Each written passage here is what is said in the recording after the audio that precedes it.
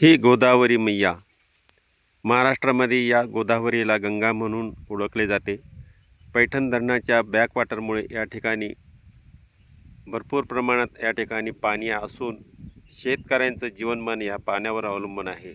म्हणून ह्या गोदावरी मातेला जीवनदायिनी म्हणून ओळखले जाते. संपूर्ण नदीच्या पात्राच्या कडेने या ठिकाणी भरपूर प्रमाणात लोकांनी आपल्या शेती करता आपल्या सर्व जीवन आवश्यक जे पाण्याची गरज असते त्याच्याकरिता या ठिकाणी सर्व लोकांनी पाईपलाईनीद्वारे या ठिकाणी पाण्याचा स्रोत या ठिकाणी निर्माण झालेला आहे.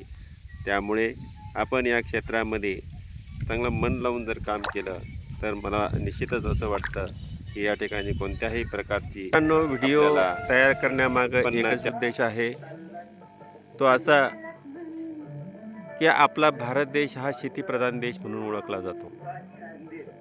आणि मित्रांनो, खऱ्या अर्थाने आपण जर शेती हा उद्योग म्हणून जर व्यवसाय केला तर मला वाटतं याच्यासारखं उत्पन्न आपल्याला कशातही मिळणार नाही.